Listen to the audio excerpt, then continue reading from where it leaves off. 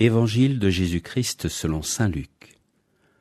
En ce jour-là, quelques pharisiens s'approchèrent de Jésus pour lui dire « Pars, va-t'en d'ici, Hérode veut te tuer. »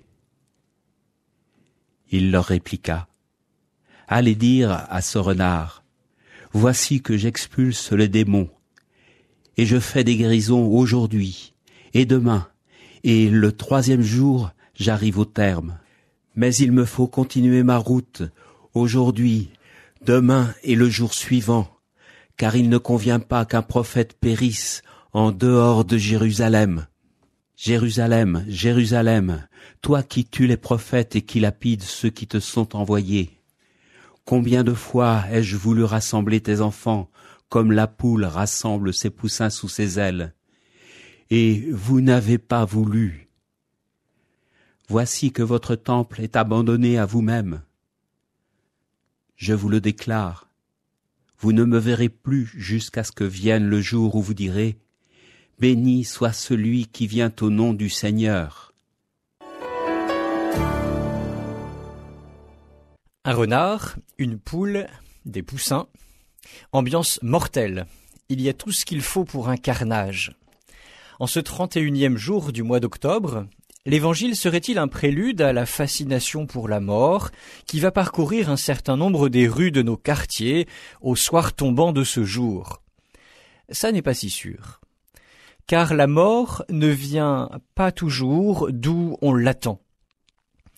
Quelques pharisiens croient bon de mettre Jésus en garde. Hérode a mis à mort Jean-Baptiste. Méfie-toi, Jésus, que la fascination du roi fantasque à ton égard ne se transforme pas en baiser mortel. Mais Jésus ne craint pas Hérode. Une note presque amusante de la traduction œcuménique de la Bible, la Tob, le souligne. Dans la tradition rabbinique, l'image usuelle pour désigner un personnage dangereux n'est pas celle du renard, mais celle du lion. Qu'est-ce qu'un goupil face au roi des animaux? Ce n'est pas d'Hérode que viendra la mort pour Jésus, mais de Jérusalem qui le condamnera. Jésus ne craint pas la mort dont tremblent déjà pour lui ses interlocuteurs. Est-ce à dire qu'il ne craint pas sa mort? Les indices laissés par l'évangéliste nous le montrent. Jésus n'est pas paralysé par la perspective de sa mort. Tout au contraire, il va continuer à expulser les démons et guérir les malades jusqu'au bout.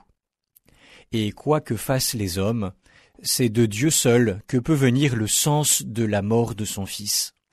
Car Dieu est le seul maître de la vie et de la mort. Alors, que craindre des hommes? Ce n'est pas le renard qui préoccupe Jésus, mais l'attitude des poussins. Les poussins rebelles qui refusent de se laisser rassembler par la mère poule. Rassembler les enfants de Dieu dispersés, nous avons déjà médité cela en début de semaine. Le refus de l'homme de reconnaître Dieu qui le visite, c'est cela qui est le plus grave. Car celui qui se coupe de Dieu meurt.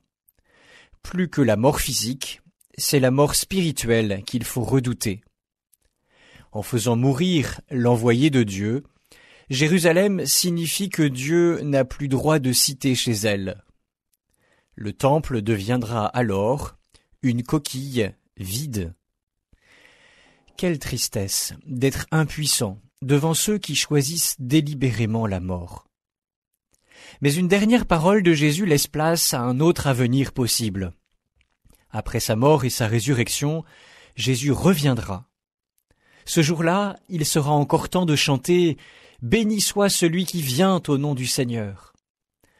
En attendant, renard, laisse-toi apprivoiser. Et vous, petits poussins, choisissez donc la vie. L'évangile du jour était commenté par le père Emmanuel Mustière, curé de la paroisse Saint-Jacques, Saint-Jean